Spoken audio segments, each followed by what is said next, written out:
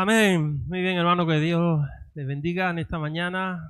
Qué bueno, ¿verdad? Que los niños, ellos desde pequeñitos ya están aprendiendo la palabra de Dios. Y es que la palabra de Dios es tan profunda, pero al mismo tiempo tan sencilla que aún los niños la pueden entender. Muy bien, pues en esta mañana vamos a leer un texto que yo creo que la mayoría de los que estamos aquí lo podríamos decir de memoria. ¿Cuál es? Pues vamos a verlo en Mateo capítulo 6, vamos a leerlo. Mateo capítulo 6 y desde el versículo 9.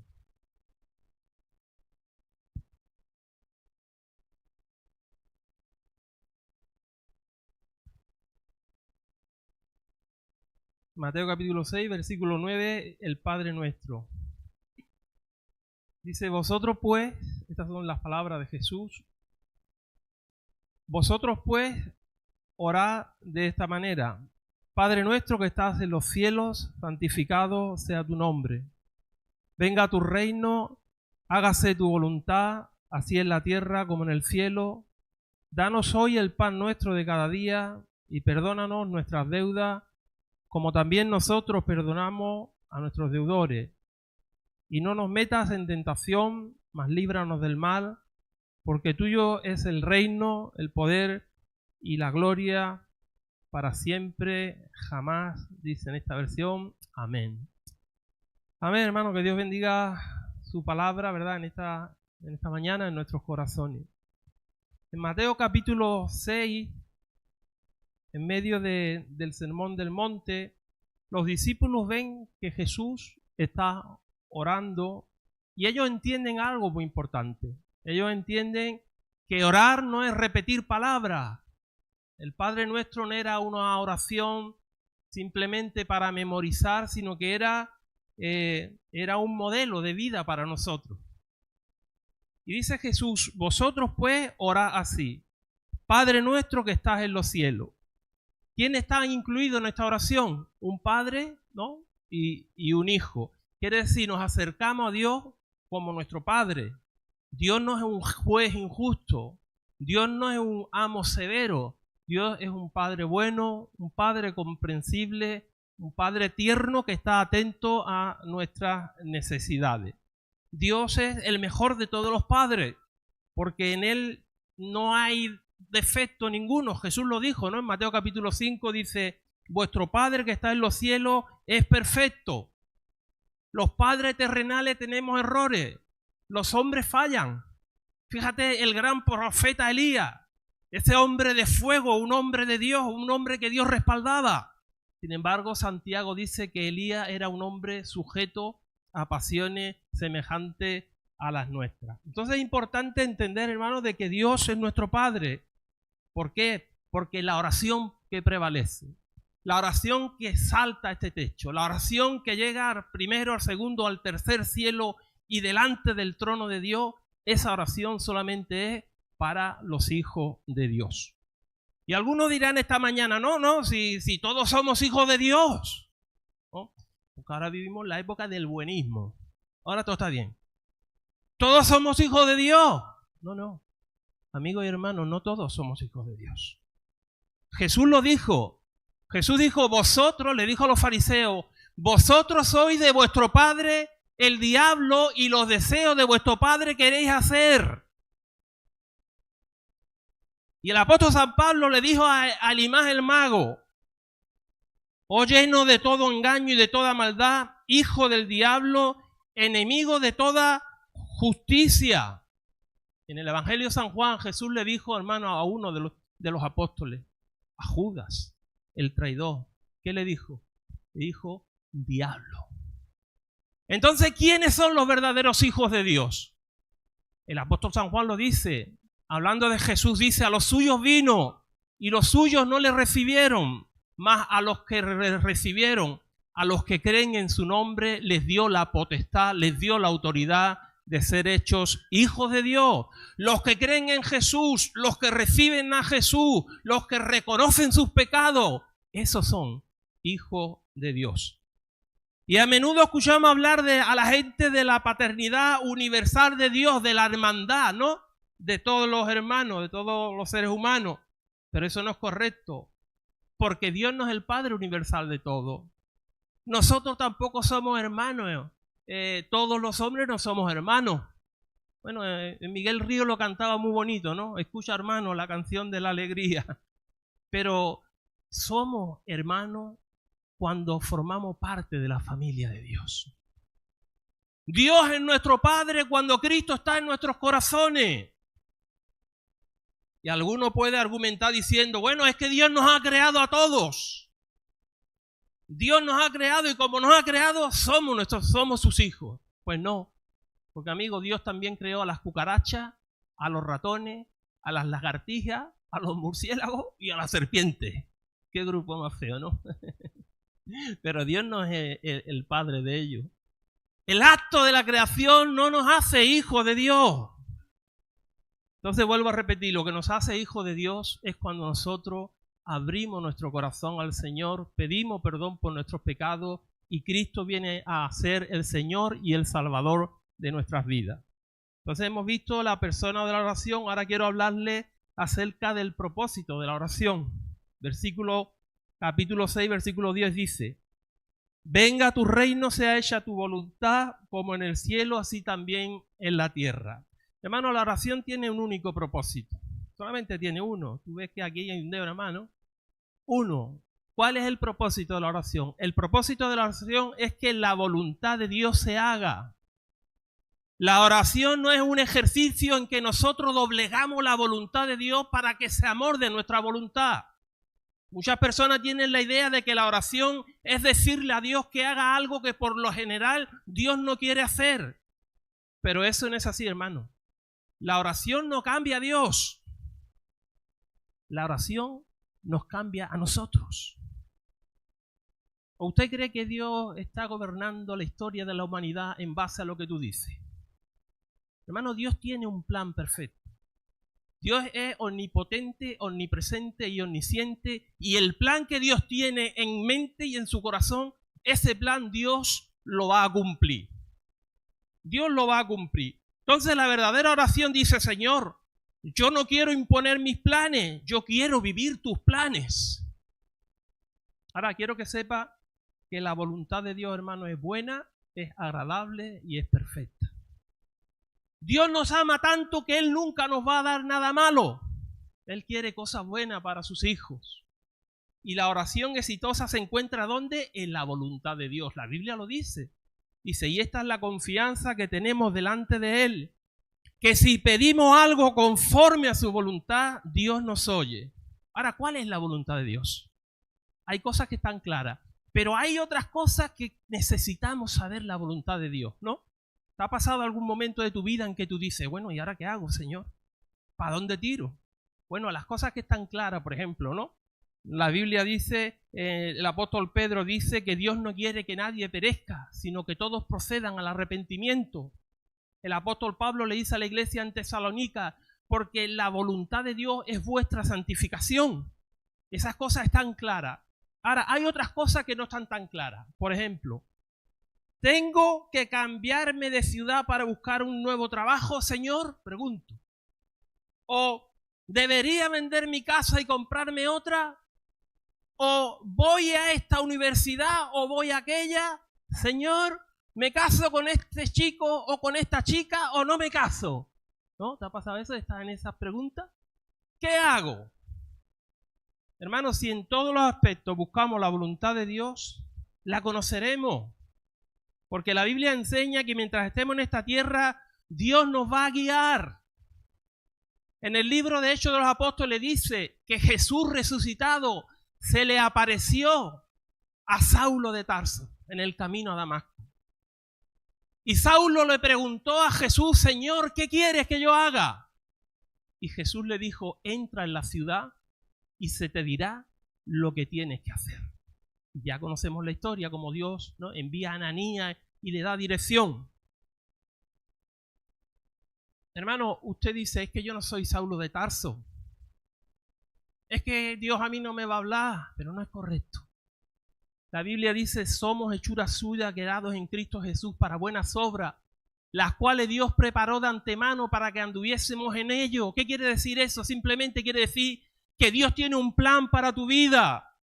Isaías 58:12 dice, Dios te guiará continuamente. No es que hoy estás en penumbra y mañana estás en luz. Dice que Dios nos va a guiar continuamente. No es que hoy está sumergido en la desorientación y mañana está en la perfección del GPS. No, Dios nos guía continuamente. ¿Sabes lo que pasa? Que a veces Dios nos está guiando y no nos damos ni cuenta que nos estamos guiando. Nos está guiando. La vida, hermano, la vida tú no entiendes la guianza de Dios mirando hacia adelante. Tú entiendes que Dios te ha guiado durante la vida cuando miras hacia detrás. No mirando al horizonte, sino mirando hacia detrás. Cuando miras hacia detrás, tú dices, Señor, gracias por aquel trabajo que no tuve. Señor, gracias por aquel lugar donde no fui. Señor, gracias. Y cuando tú miras hacia detrás, comienzas a entender cómo Dios ha ido colocando las piezas del puzzle, cada una en su sitio. Pero Dios nos guía, porque Dios es un Dios bueno. Hermano, hay algo importante. Si tú quieres conocer la voluntad de Dios, Dios se revela a los corazones mansos y humildes. Dice el Salmo, encaminará a los humildes por el juicio y enseñará a los mansos su carrera. Cuando hay un corazón soberbio, cuando hay un corazón prepotente, cuando hay un corazón lleno de violencia, ahí Dios no va a guiar. Pero nosotros le damos gracias a Dios porque Dios nos está guiando. Amén. Hermanos, Dios nos está guiando.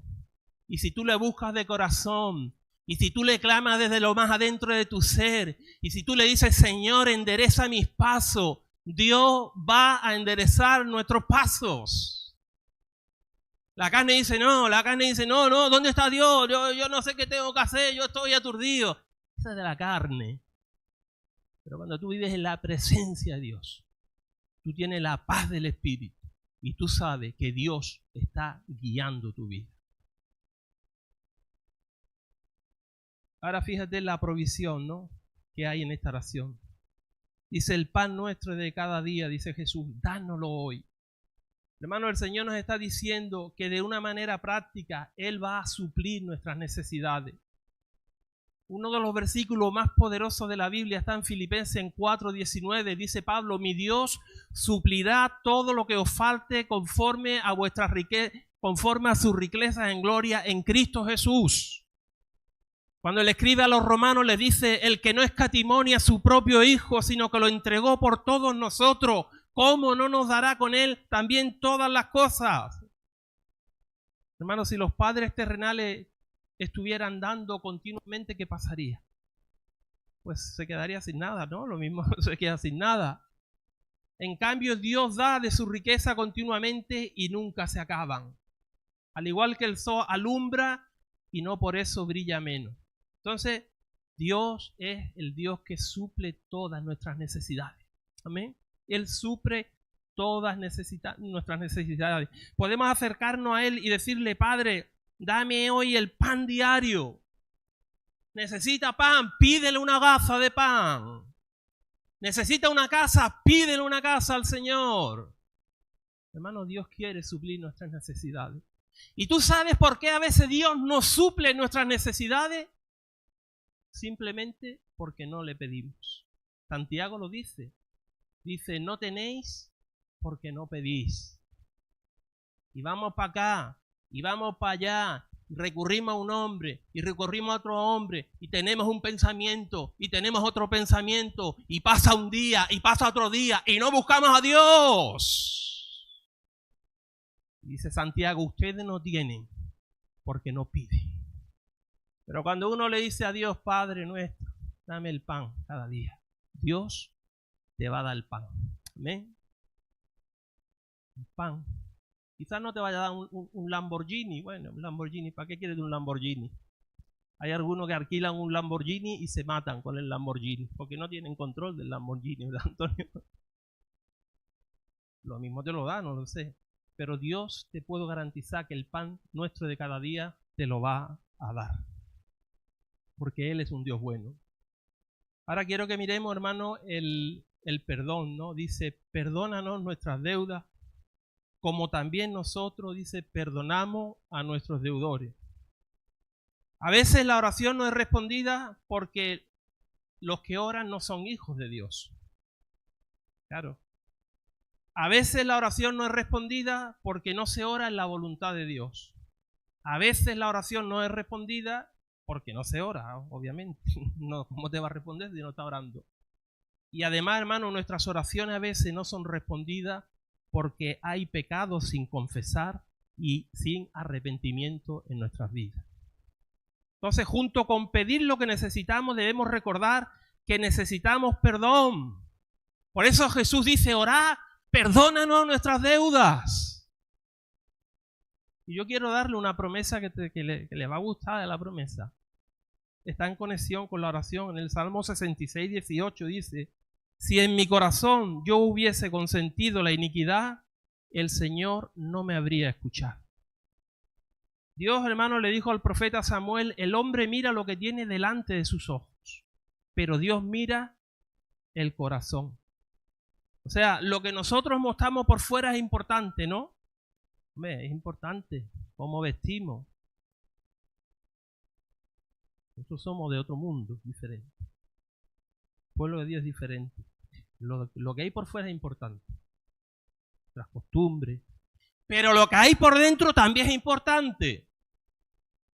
Y hay cristianos, hermano, que le pasa como a Jocabed, la madre de Moisés, el caudillo, el de los 10 mandamientos. ¿Y qué le pasó a la madre de Moisés? Bueno, todos conocemos la historia, ¿no? El faraón vio que las mujeres hebreas eran fuertes y no paraban de tener niños.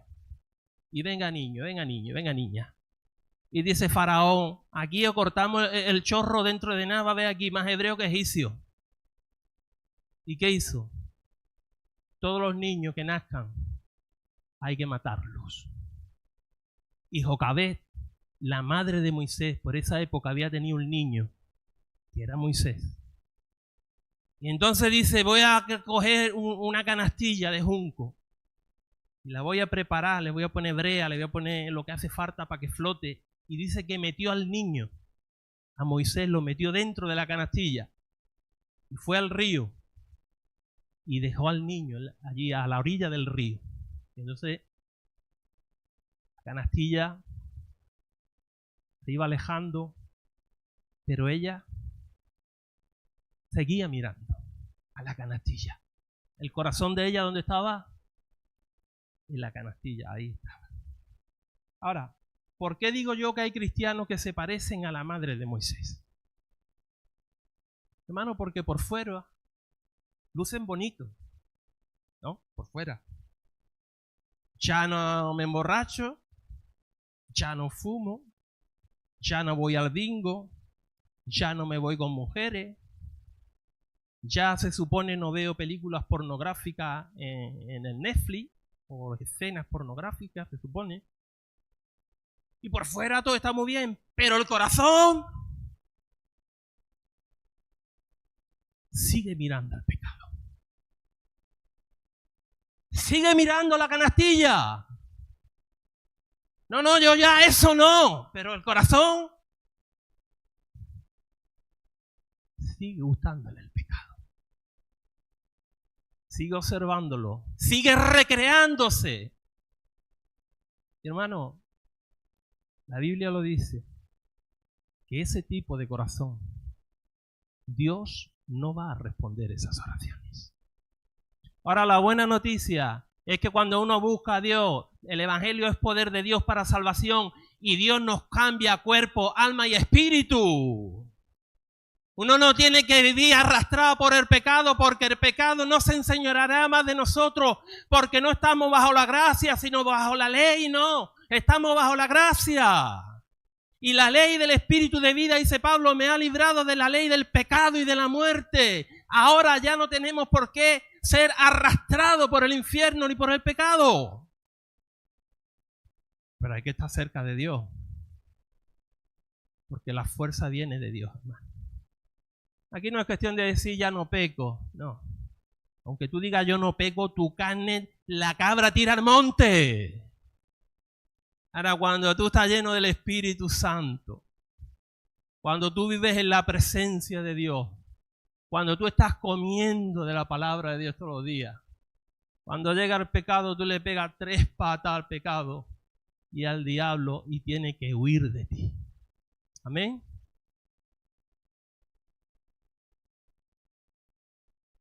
Y el Padre nuestro, hermano, también nos recuerda que de la manera como nosotros perdonamos a otros, Dios nos va a perdonar. ¿Cómo perdona usted a los que pecan contra usted? A los que le hacen daño, ¿usted cómo los perdona? ¿O a usted nadie le hace daño? Nadie. Usted cuando a alguien le hace daño, ¿usted qué dice? Pues no lo perdono. Pues entonces Dios te dice a ti, yo tampoco te perdono. Entonces tú dices, bueno, pues lo perdono, pero no quiero verlo, no quiero estar con él. Lejos de mí. Y Dios te dice a ti también, lejos de mí. Porque Jesús lo dijo. No es que yo me lo estoy inventando, mira lo que dice Jesús. Jesús lo dijo en el Evangelio, dice, porque si perdonáis a los hombres sus ofensas, os perdonará también a vosotros vuestro Padre Celestial, mas si no perdonáis a los hombres sus ofensas, tampoco vuestro Padre os perdonará vuestras ofensas. Entonces, usted puede ver que estamos orando con condiciones, estamos diciendo, Señor, perdóname de la misma manera que yo perdono. No podemos recibir perdón y al mismo tiempo negar perdón, es como una tubería. Si la tubería tiene atascada la salida, ¿cómo tiene la entrada? Pues atascada también. Si no perdonamos, hermano, la gracia de Dios no puede alcanzar nuestras vidas. Otro aspecto importante de la oración es la protección que viene con ella. Dice, no nos metas en tentación, mas líbranos del mal. Hermano, el diablo existe. El diablo existe. Ahora, el diablo lo que le dice a la gente de este mundo, yo espero que usted no se quiera mentir al diablo. El diablo lo que le dice a la gente de este mundo, el diablo es leyenda mitológica de la Edad Media, eso es fantasía, ¿no? Hay un tridente en la mano, 2 cuernos, el rabo. No. El diablo es real. Y el diablo le dice a los demonios, a sus demonios, que él tiene un ejército. No te vayas a creer que el diablo es cualquier cosa. ¿No te acuerdas cuando cogió a todos los cerdos y los tiró al hato? ¿No te acuerdas cuando llevó a Jesús al pináculo? O sea, estamos hablando de un personaje serio. ¿Por qué te crees que estamos jugando con... Es seria, la cosa es seria. Y el diablo le dice a los demonios, si nosotros conseguimos que ese hombre o esa mujer no ore, lo hemos vencido. Pero como él ore o como ella ore, nos ha vencido a nosotros. Nos ha vencido a nosotros. Y hermano, a veces tenemos que entender esta cosa, ¿no? Necesitamos orar, Señor, no nos meta en tentación. Muchos de nosotros saltamos de la cama, ¿no? Y nos sentimos bien. El sol brilla. Desayunamos, ¿no? Casi siempre más o menos. Y ¡fum! Y salimos. Salimos al trabajo, los niños, a la escuela, al instituto. Y creemos que todo está bien. Y luego, en un momento puntual del día, viene el enemigo con dardos, coge una bomba, te la tira en el regazo y explota. Y luego por la noche llegamos a casa fracasados, desanimados, sin fuerza. Y decimos, Señor, perdóname. Y Dios, que es tan bueno, Dios nos perdona. Cuando nosotros oramos, no nos meta en tentación, mas líbranos del mal. Esta oración no es para hacerla al final del día. Esta oración es para hacerla al principio del día. Esta oración no es el pestillo que cierra la puerta por la noche. Esa oración es la llave que abre la cerradura por la mañana. Hermano, cuando tú oras a Dios y clamas antes de salir y buscas el rostro de Dios, ¿sabes qué es lo que pasa? Dios pone como un círculo de fuego alrededor tuyo que te protege. ¿Tú te acuerdas cuando el enemigo llegó delante de Job y Satanás le dice a Dios, ¿cómo lo voy a tocar? Si tiene un círculo de fuego que lo rodea. Cuando tú oras, hay un círculo de fuego que Dios pone alrededor tuyo. Y hermano, Dios te libra de muchas cosas. Y te diré algo más. Cuando tú oras, aunque tengas que pasar por una prueba, aunque ese día se te pinche el coche, aunque ese día tú tengas un gran problema, aunque ese día tú tengas una enfermedad, pero si tú has tenido contacto con Dios a través de la oración, la paz de Dios, que sobrepasa todo entendimiento, va a estar guardando tus pensamientos y tu corazón. Mucha diferencia. Mucha diferencia, hermanos. De estar en la presencia de Dios y enfrentar un problema, ¿qué problema tenemos todo el mundo?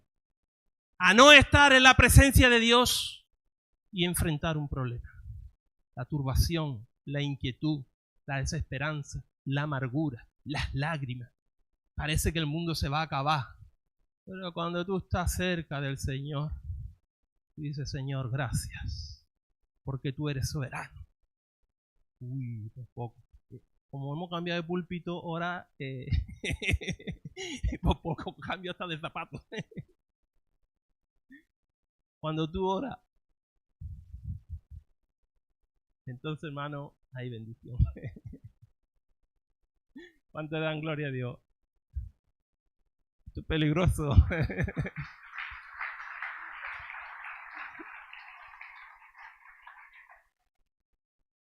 Ahí está la bendición. Un soldado, hermano, no entra al campo de batalla sin la armadura, ¿no? Tú sabes que antiguamente había que ponerse la armadura y te libraba de las flechas, de la espada, y te libraba la vida.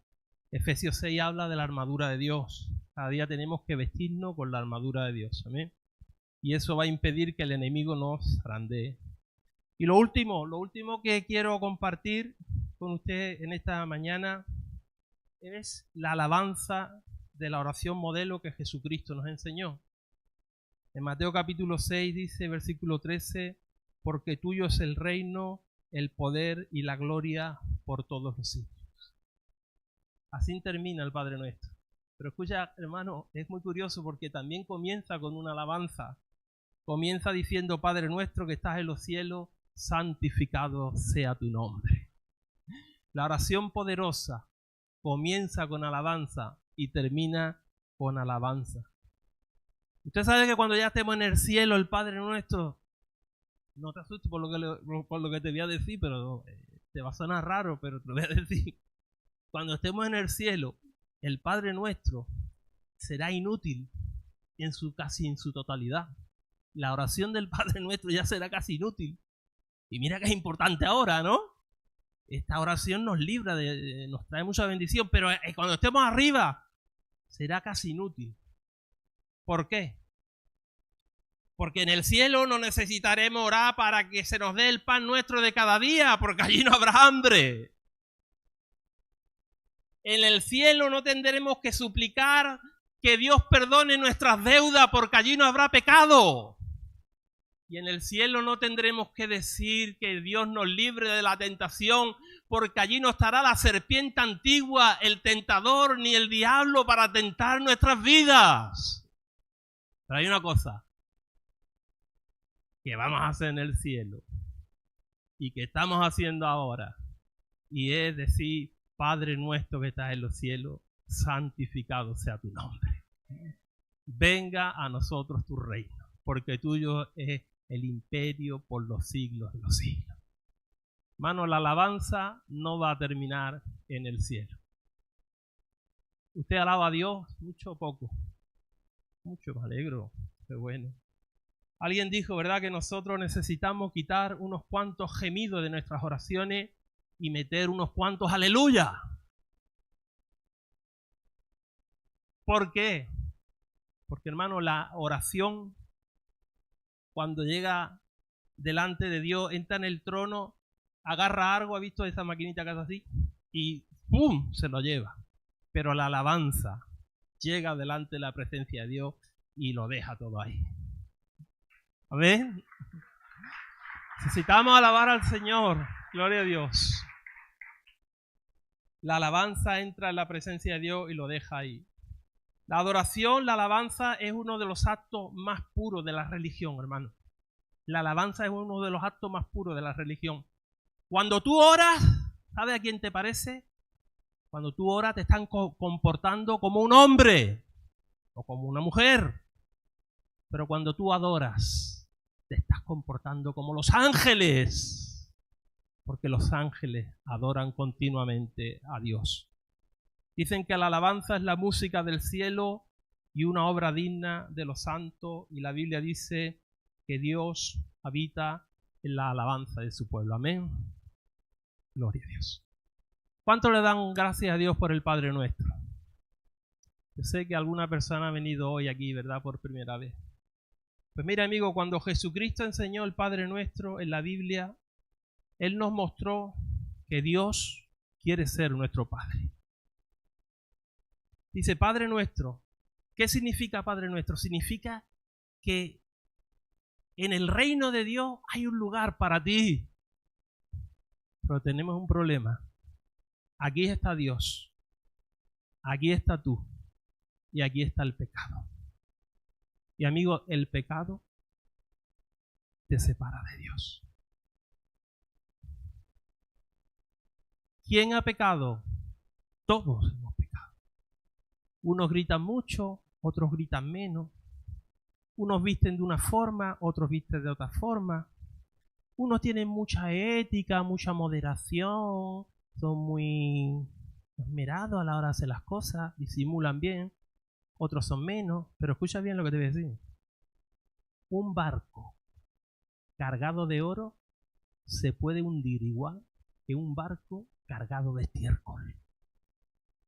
Y la Biblia dice que todos estamos hundidos, que todos hemos pecado, no importa el nombre, no importa el apellido, no importa la nacionalidad.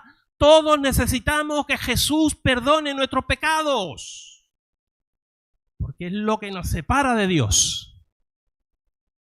Pero Jesús vino para perdonar nuestros pecados.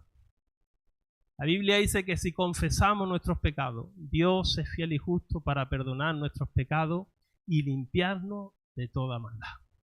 Así que, amigo, te animo, amiga, te animo a que Jesús venga a tu vida. Si nunca lo has recibido, dile: Jesús, ven a mi vida. Jesús, perdona mis pecados. Jesús, cambia mi vida. Y Jesús, si tú lo haces con un corazón sencillo, Él va a responder a esa oración. Amén. Gloria a Dios. Muy bien, pues en esta mañana yo ya le dije a Aitor que queríamos terminar. Vamos a cantar una canción que ustedes saben y vamos a terminar con esta canción, pero es una canción que va a ser una oración. ¿Amén? Va a ser como una oración. ¿Qué les parece si se ponen de pie y vamos a orar y luego cantamos esa canción? Padre, en el nombre de Jesucristo de Nazaret, te damos gracias porque tú eres un Padre bueno, un Padre de misericordia y un Padre de amor. Oramos para que esta palabra que ha sido predicada, esta palabra de fruto, que tu Espíritu Santo nos la pueda recordar durante toda la semana, y oramos para que tú nos ayudes a orar y a vivir como nos enseñaste en el Padre Nuestro. En el nombre de Jesucristo de Nazaret, Señor, en esta semana líbranos de toda tentación, líbranos de todo mal, y que tu Espíritu Santo nos ayude a poner por obra esta palabra que hemos recibido. En el nombre de Jesús te damos la gracia y te damos la gloria. Gracias, Padre, porque tú eres un Dios bueno y un Dios de misericordia. Amén y amén.